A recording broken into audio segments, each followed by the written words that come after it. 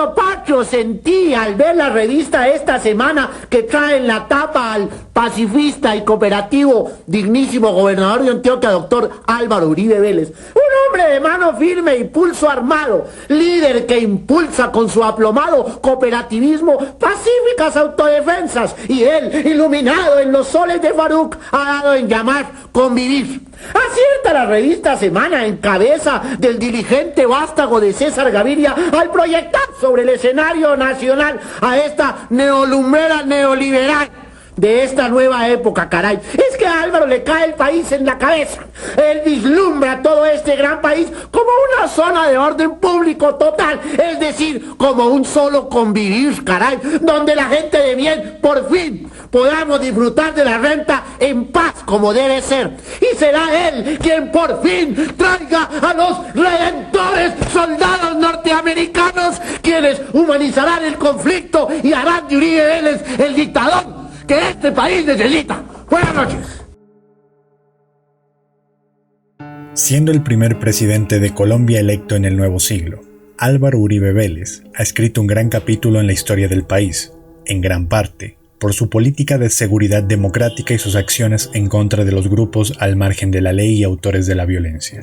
Aunque, para desgracia de él y quienes confiaron y confían en su administración, el hoy expresidente afronta un proceso judicial del cual quedará un gran hito de que sus acciones y logros alcanzados se debieron a prácticas cuestionables y alianzas de dudosa reputación. Y, aunque se trate de alguna forma de moda el tratar de repudiar al expresidente, lo cierto es que su impresionante récord desempeñándose en puestos de alto prestigio, que van desde la dirección de la Aeronáutica Civil hasta ocupar una plaza como senador, tiene como trasfondo un registro que lleva a sospechar, incluso a corroborar, cómo era en general la política, y en particular la carrera del expresidente. Y como todo político debería ser juzgado, esta exposición no se centrará en la vida privada de Álvaro Uribe Vélez, sino en aquellos puntos que llevaron al ciudadano colombiano a creer en él, y asimismo, aquellas situaciones y procesos que desestabilizaron la imagen del gran colombiano.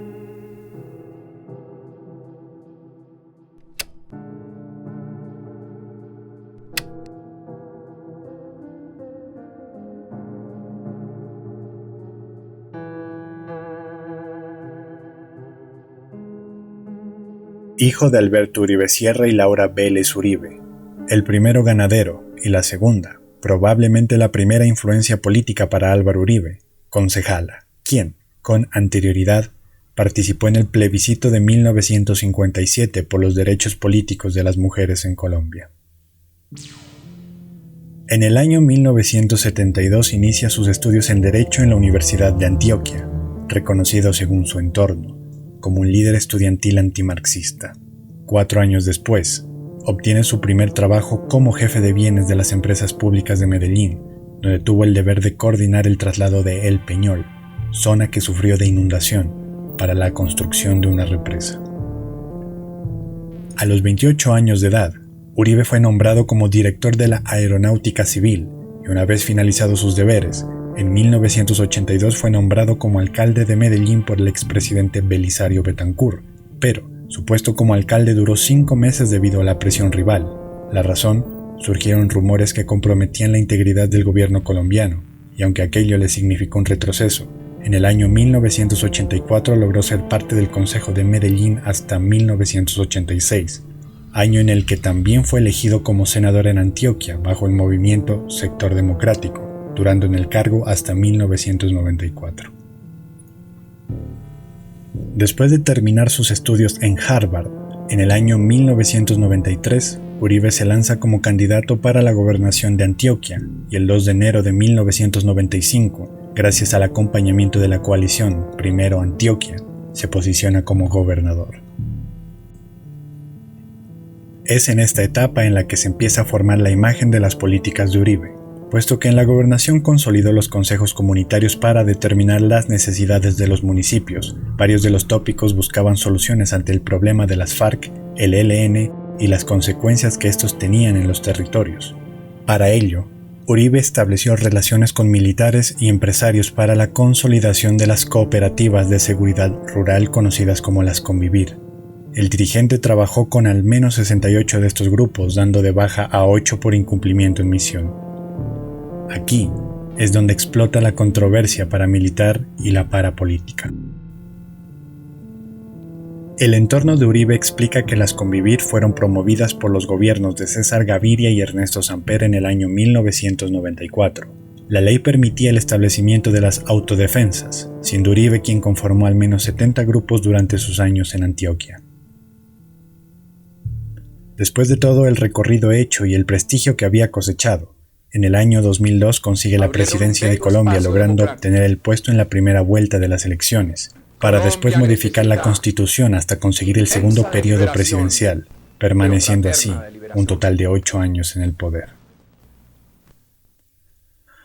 Hasta este punto, Uribe ya había cosechado una increíble visibilidad en gran parte del mundo debido a la influencia que ostentaba y los diferentes reconocimientos otorgados a nivel nacional e internacional.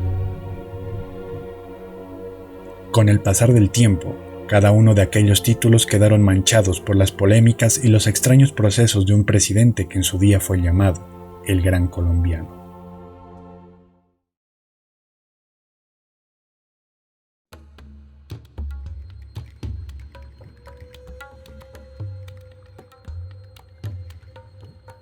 Antes de continuar con aquello que lo posicionó como una figura poco confiable, hubo una época en la que la gente estaba de acuerdo con su ideología y procederes, y en parte fue su compromiso consigo mismo y con el pueblo, a combatir contra los grupos armados ilegales que ya en febrero del 2002 intentaron un atentado contra su humanidad. Entre aquellos que ya se hacían una imagen de Uribe, resaltaba el perfil de un hombre responsable obsesionado con el trabajo, lo cual llevó a divisiones entre los suyos, puesto que este rasgo era exagerado, aunque de un político se tratara. Pero, según seguidores y el entorno del mismo, este trabajo se vio reflejado en los modelos de cooperación ciudadana y su acercamiento a los consejos comunitarios que ya como gobernador consolidó para tener una cercanía con el votante. Durante el primer periodo presidencial, Uribe impulsó un referéndum contra la corrupción que más tarde fracasaría, pero a la larga dejaría la imagen de un hombre honesto y firme, al menos dentro de quienes confiaron su voto al exgobernador antioqueño. En contraste al fracaso del referéndum, Uribe logró la estabilidad de la economía gracias a modelos sostenibles con flujos de capitales nacionales e internacionales.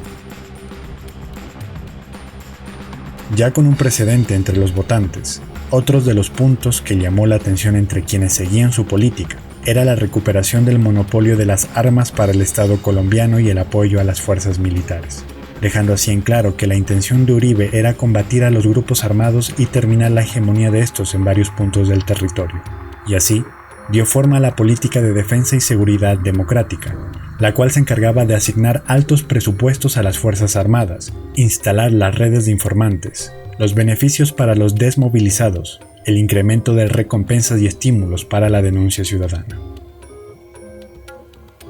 Dentro del marco está la formación de los grupos de defensa rural que más tarde trazarían la actual imagen de Álvaro Uribe Vélez. Ya con una gran preferencia reflejada en 6 millones de votos, Uribe decide que ese solo periodo no sería suficiente para la implementación de sus políticas, y motivado bajo esa premisa, impulsa la iniciativa de reelección inhabilitada por la Constitución. Contando con el aval de la Asamblea Nacional Constituyente, Uribe logró la reelección con más de 7 millones de votos para el periodo que regía a partir del año 2006. Dejando de lado escándalos relacionados con la compra de votos, la sociedad colombiana demostraba una vez más quién era el personaje político que más lo representaba, aunque a partir de este segundo periodo se manifestaban irregularidades de su presente y pasado, si de su carrera política hablamos.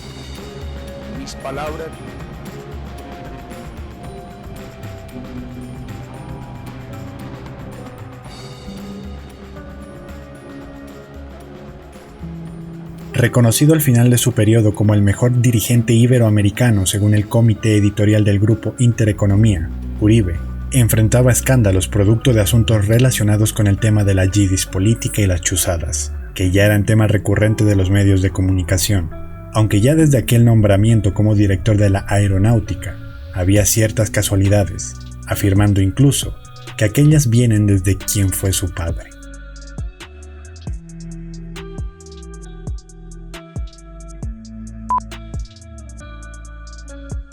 Las versiones oficiales del asesinato del padre de Uribe dictan que este hombre con un negocio ganadero fue asaltado y asesinado por las guerrillas en la hacienda Huacharacas en junio de 1983.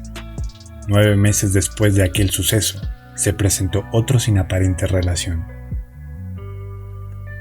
En marzo de 1984, entre Caquetá y Putumayo, la policía encontró uno de los laboratorios de cocaína más grande del país.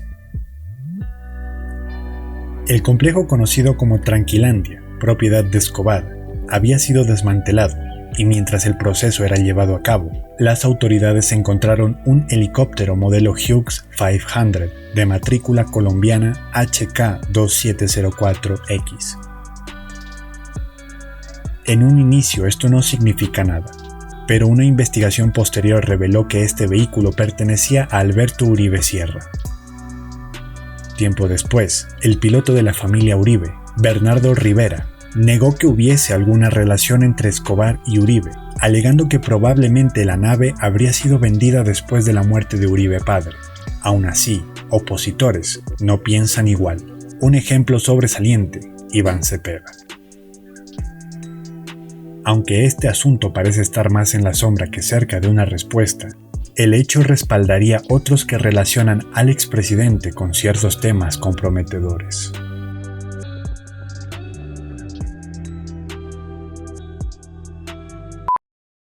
Otra casualidad, poco visibilizada, ocurrió cuando Fernando Uribe Sr., director de la Aeronáutica Civil, fue asesinado en febrero de 1980 por las organizaciones ilegales en el país. La razón del atentado se debía a que este hombre resultó ser una molestia para el cártel de Medellín con respecto a la exportación de cocaína hasta los Estados Unidos. La cancelación de licencias tanto para la operación de pistas como de aeronaves y la realización de investigaciones en contra de empresas que al parecer prestaban sus licencias a las mafias eran algunos de los hitos por los cuales este hombre fue reconocido como enemigo de los cárteles del país. Cuando el asesinato había sido consumado, designaron a Álvaro Uribe como el nuevo director de la aeronáutica. A partir de ahí, el narcotráfico se transformó en un tema recurrente, puesto que autoridades nacionales e internacionales determinaron que el nuevo director de la aeronáutica daba libertad de circulación a varias aeronaves pertenecientes a las haciendas de los cárteles en Colombia. Con respecto al expresidente Álvaro Uribe, ¿el aeropuerto que había en la hacienda Nápoles era autorizado o era ilegal? Él, cuando era director de la Aerocivil, él autoriza la pista de la hacienda Nápoles, pavimentada, se ve perfectamente desde un vuelo. El satélite de los americanos, me imagino que para esa época la tenía fotografiada. Él autoriza esa pista sabiendo que es para Pablo Emilio Escobar Gaviria. ¿Qué hacía Pablo Escobar? Exportaba cocaína desde el Magdalena Medio antioqueño hacia los Estados Unidos de Norteamérica, no hablemos de Europa, ni Australia, ni de nada. Mire, yo realmente en el tema de Álvaro Uribe Vélez no me quiero extender más, por lo que estoy aquí en la ciudad. Álvaro Uribe Vélez es el dueño de esta ciudad. No quiero tan de frente. Dejémoslo para la historia, ya llega el tiempo en que haya que contarlo, se contará.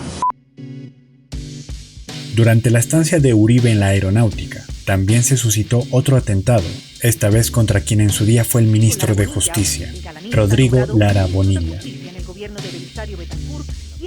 La razón del atentado respondería al hecho de que este hombre habría denunciado las alianzas y tratos para la exportación de cocaína fuera del país entre Uribe y grupos ilegales. Al país una idea aproximada de lo que significa el tráfico de estupefacientes. Quiero informar a la opinión pública que el señor ministro... Lara arrinconó al capo hasta hacerlo expulsar del Congreso y de los Estados Unidos, país que le canceló la visa. Era la primera derrota del hasta ese día intocable Pablo Escobar. Lo más irónico de la situación es que el gobernador de Antioquia, durante la era Uribe en la aeronáutica, viajó exclusivamente para reunirse con el expresidente Julio César Turbay para advertirle sobre las acciones de Álvaro Uribe. Iván Duque Escobar, a pesar de sus advertencias, hoy es padre del presidente Iván Duque Márquez, militante del Partido Centro Democrático.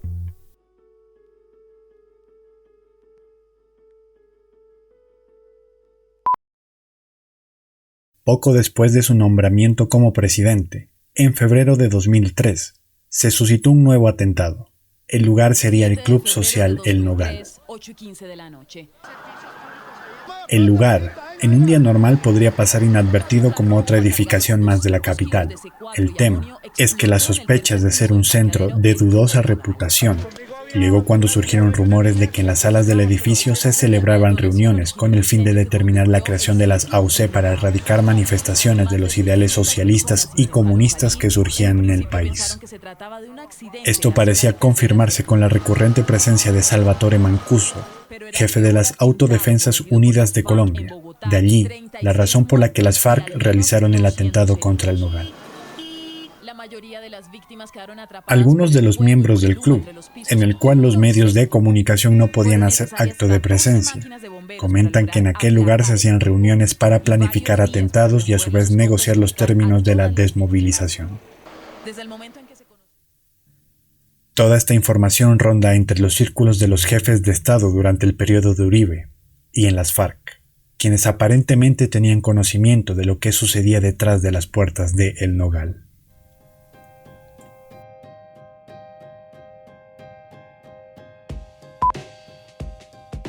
Aunque en su momento fue considerada una victoria para los votantes de Uribe, la reelección de este en el año 2006 tuvo varios procedimientos que dejaban una vez más al descubierto la corrupción en el país. El escándalo se desató en el año 2008 cuando la ex representante a la Cámara, Yidis Medina, aceptó dádivas a cambio de dar su voto a favor de habilitar la reelección inmediata.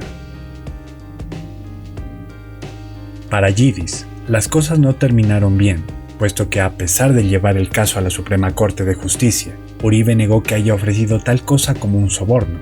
En cambio, declaró que la señora Medina estaba incurriendo en el delito de extorsión, siendo la víctima su hijo, Tomás Uribe, y la prueba estaba en una serie de llamadas proporcionadas por la extinta empresa Comcel. Y en efecto, el número de la representante de la Cámara estaba identificado como el medio de las extorsiones, desestimando el caso de la Yidis política como una farsa, siendo Uribe el vencedor.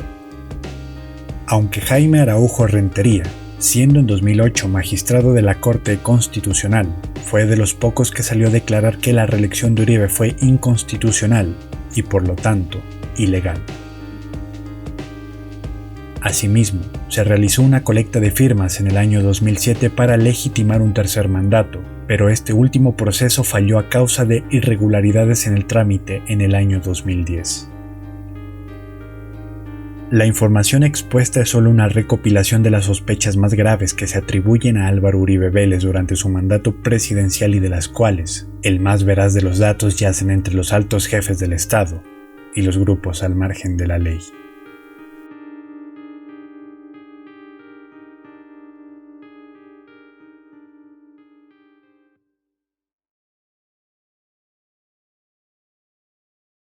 A partir de este punto, se citarán hechos de los cuales se tiene más información relevante para acusar al expresidente como participante de procesos de dudosa moral contra ciudadanos del país en general y opositores en particular. Los paramilitares, sus nuevos secuaces, sus antiguos... El caso que más notoriedad adquirió durante los últimos años es aquel en que Álvaro Uribe Vélez es señalado de manipulación de testigos y fraude procesal. Ya para ese entonces era de conocimiento popular que el expresidente tenía fuertes rivalidades contra la oposición y, para el caso particular, contra el senador Iván Cepeda. Todo el problema empezó cuando Uribe, en el año 2012, emprendió su denuncia en contra del senador del Polo Democrático debido a que este último acusaba al expresidente de tener nexos con los paramilitares, lo cual fue desestimado tiempo después. Irónicamente, Uribe fue llamado a indagatoria el 8 de octubre de 2019 bajo los mismos delitos de los que acusaba a Cepeda. La prueba de la acusación descansa en las declaraciones que el ex paramilitar Juan Guillermo Monsalve dio al senador Cepeda, el cual confiesa, en primer lugar, que el senador en ningún momento lo contactó o le apremió con dádivas para que declarara contra Uribe, y luego declaró lo que la oposición ya en un principio sostenía. Monsalve afirma que en el tiempo en el que él trabajaba en la hacienda Huacharacas, atestiguó la reunión del jefe de Estado con individuos que más tarde pasarían a ser parte de los grupos paramilitares. Finalmente, y en ese momento, autoridades determinaron que el objeto de la investigación sería Álvaro Uribe Vélez. Los fundadores y creadores de lo que se terminó llamando los metros son el señor expresidente Álvaro Uribe Vélez, Santiago Uribe su hermano, Santiago Gallón, Luis Villegas y Juan Guillermo Villegas. Santiago, que apoyó mucho eso, apoyó también mucho el hermano con lo que fue lo militar. ¿Cuál de los hermanos? Santiago, y que era el que estaba por ahí pendiente, y Álvaro Uribe, que era el que coordinaba lo que era militar.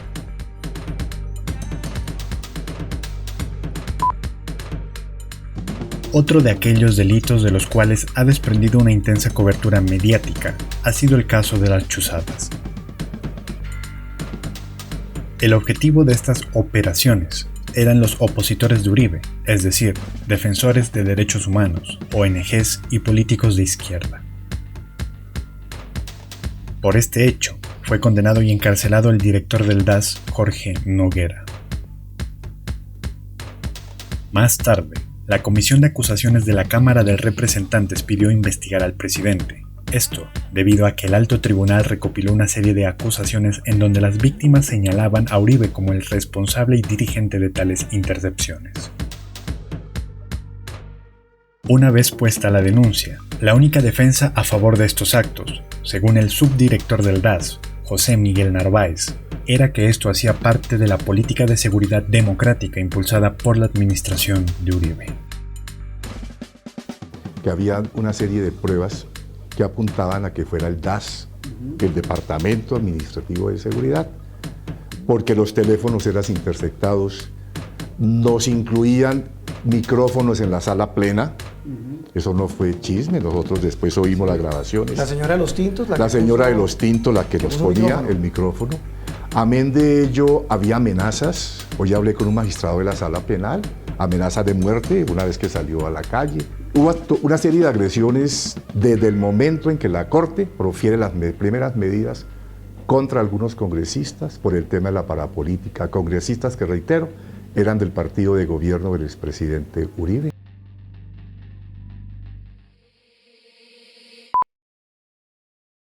De aquellos populares tópicos que ya desde hace años se ha venido discutiendo, ha sido el caso de los falsos positivos cuya acción, según la ONG Human Rights Watch, data desde el año 2002 hasta el 2008.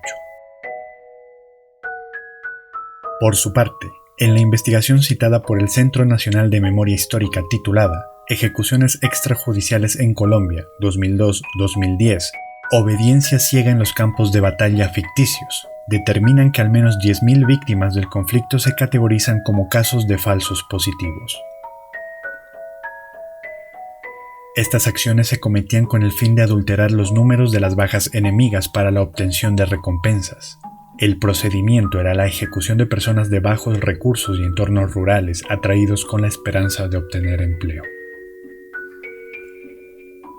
Ante estas acusaciones, Uribe se defendió tomando acción contra 27 altos militares dándoles de baja de las Fuerzas Armadas y desplazando la culpa a los grupos al margen de la ley, argumentando que estas acciones fueron tomadas para encubrir acciones delictivas y acusaciones falsas en contra de los integrantes de las Fuerzas Armadas.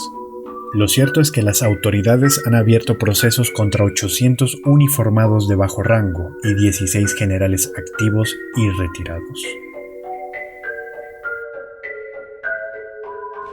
Una serie de fotografías que muestran los montajes en los falsos positivos publica la revista Semana que empieza a circular hoy. Las reveladoras imágenes muestran que a un hombre presentado como guerrillero le pusieron las botas al revés. Para los investigadores es imposible que una persona camine y menos aún combata con los zapatos truncados. Varios de los jóvenes presentados como guerrilleros caídos en combate en Urabá tenían botas completamente nuevas. Según la versión militar, uno de ellos habría hecho frente al ejército con este viejo revólver. Cuando revisaron el tambor, las vainillas tienen marcas de diferentes agujas percutoras. Esto demuestra que las balas disparadas provenientes de otra operación fueron instaladas en el viejo revólver. Los dedos en los gatillos de las armas de 5 de estas personas también tienen una posición artificial, probablemente porque fueron puestas cuando ya los cadáveres tenían rigor mortis. La forma de portar las granadas de uno de los supuestos guerrilleros caídos en combate y el hecho de que una de las víctimas sufriera una enfermedad que le impedía esfuerzo físico llamaron también la atención de los investigadores. Todo esto fue denunciado por el ex juez penal militar Alexander Cortés, quien perdió su cargo luego de trasladar expedientes a la justicia ordinaria por considerar que no eran actos del servicio.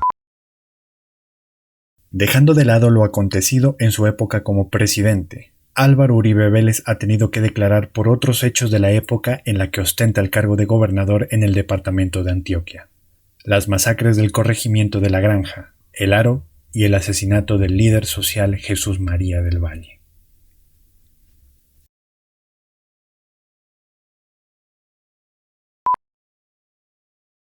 Carlos Castaño, Francisco Villalba y Salvatore Mancuso, los primeros fallecidos y el último en detención y testigo clave de este acontecimiento, confesó que fue él, junto a las autodefensas, los perpetradores de la masacre que dejó un total de 30 civiles fallecidos.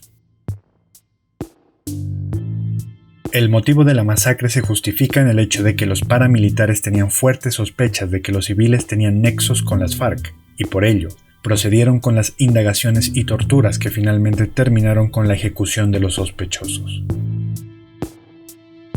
Las investigaciones llevadas a cabo por la Fiscalía determinan que las acusaciones contra las víctimas señaladas de colaborar con las FARC y grupos al margen de la ley resultan ser falsas, pues no existía conexión alguna entre los civiles y autores de la violencia.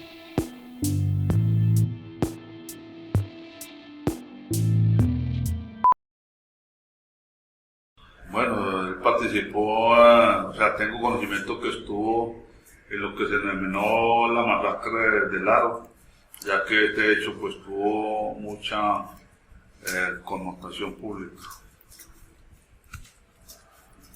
Esa participación que pudo tener en la masacre del Aro, ¿sabe usted si ese se trata de una intervención que lo hace por instrucciones de alguno de los máximos comandantes?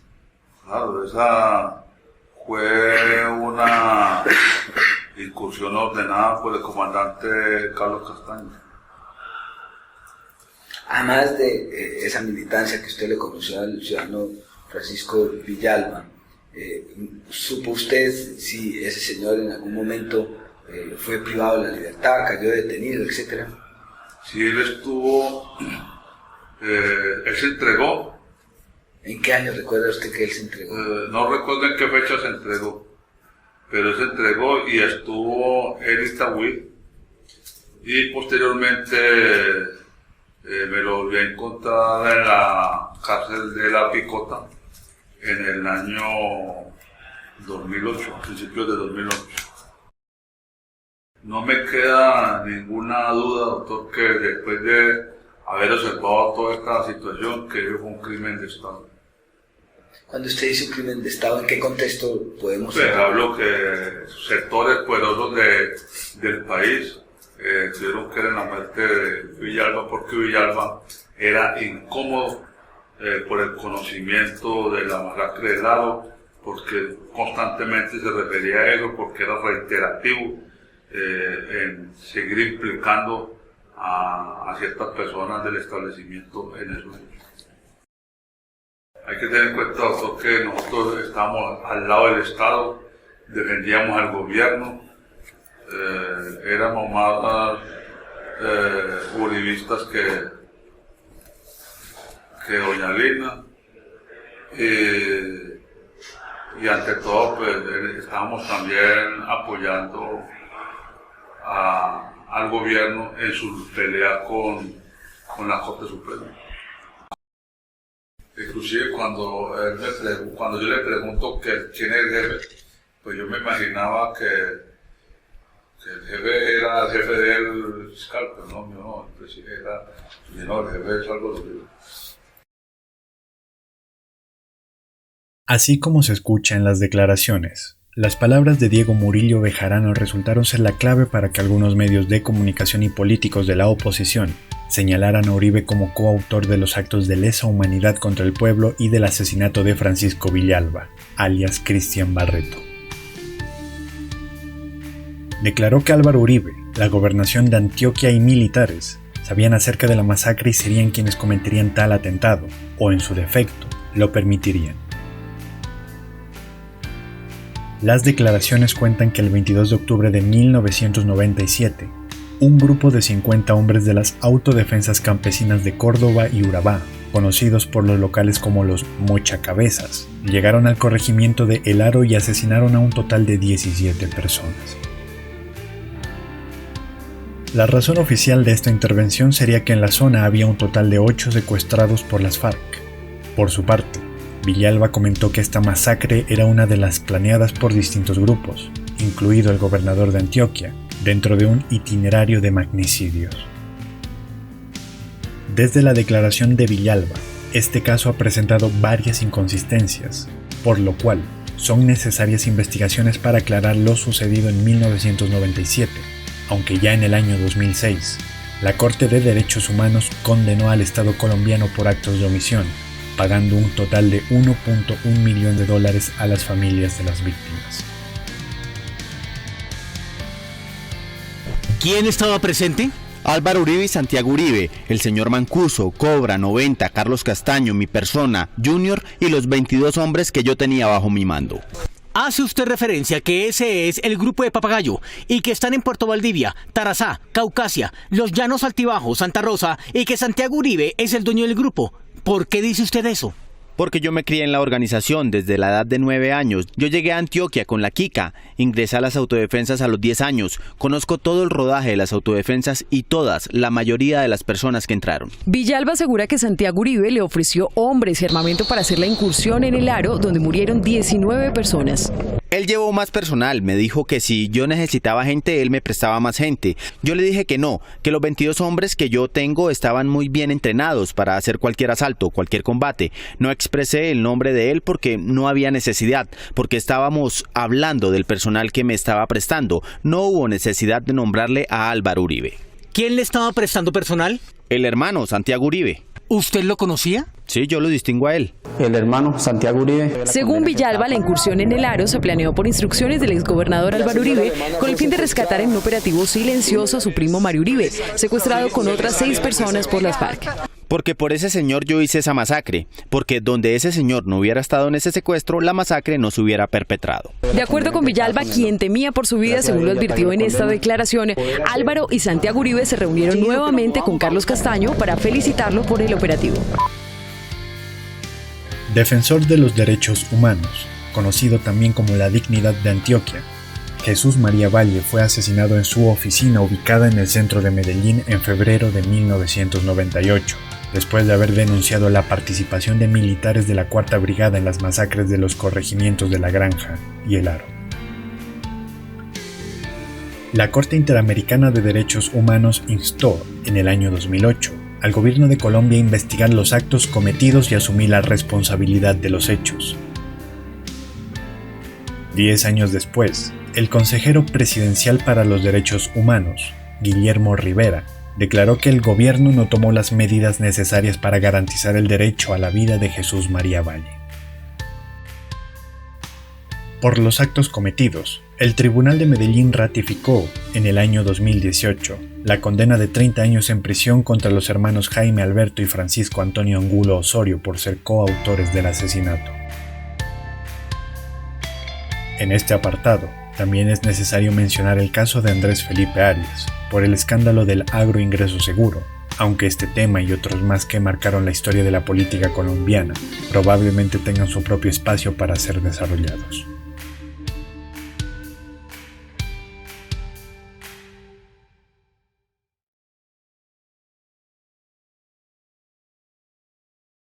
Con una larga trayectoria, ostentando cargos de prestigio, Álvaro Uribe Vélez se ha convertido en una de las imágenes más reconocibles de este siglo para Colombia.